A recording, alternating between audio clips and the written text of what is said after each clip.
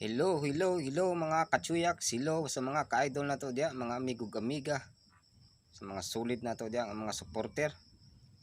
So maayong gabiin na sa tuang tanan, tibok Pilipinas, ug sa mga OFW nga makakita ni karong nga video. So kini nga video nga akong ginahimo karon mga idol, about kini sa nag-viral karon nga video about kay Diwata.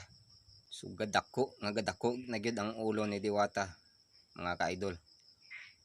Kay gikan sa ubos pa siya, daghang ga subaybay sa iya nga gasuporta, ug daghang mga tao nga ginabash siya sa kadtong naa pa siya sa ubos. So karon mga ka-idol, kay murag ni angat-angat na si Diwata, murag gadako ang ulo na ning tawhana ni. Wa niya giunahuna kung ano niangat siya, niangat ka Diwata tungod sa pagsuporta sa katawhan sa imo. Kay nakita sa katawhan ang imong pagka maluluoy adtong naa pa ka sa baba.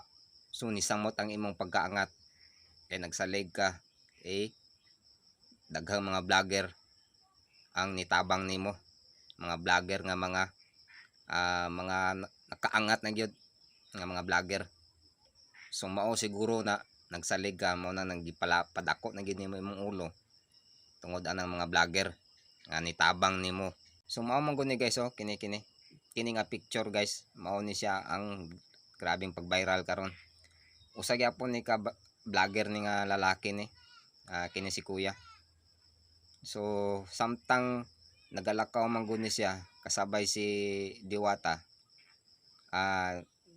iya ra gungging na si Diwata, mga ka-idol, nga Diwata, birthday ko ngayon, pabati naman or pa shout out naman.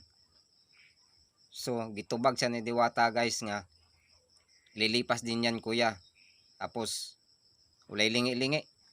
So ang reaction in town sa magpa-greet og birthday, mga ka-idol, murag ni pahiyom rin taon siya og hilaw tungod sa gipakita nga batasan ni Diwata. Kini mao ni siya. So para inyong makita ni nga video, mga ka-idol, i-search ninyo ang Diwata viral video para makita ninyo. Pero siguro mga katsuyaks, kung usa ka vlogger nga kwartahan siguro nagpaduol kay Diwata, nga nag-ingon i-shout out ko Diwata, i-greet ko sa kong birthday. So abtik siguro ni si Diwata, mga katsuyaks, kay kwartahan nga vlogger, nakaangat nga vlogger. Pero tungod kay ultimo lang nga vlogger ang nipaduol sa iya o nagpa-greet, nagpa-shoutout nga birthday niya, gibaliwala niya. So grabe ka Diwata, nagadako gid imong ulo.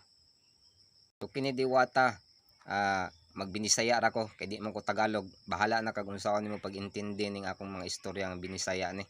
Huna-hunaa sa makadaghan Diwata kung asa ka nagikan. Ayaw pagsalig karon kay naa ka na sa taas, mura na kag sikinsa. Abi nimo usapog ko nimo nga nag-support.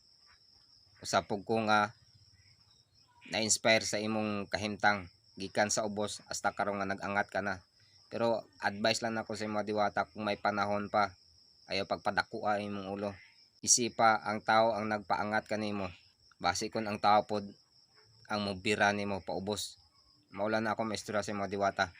So God bless na lang sa imo, unta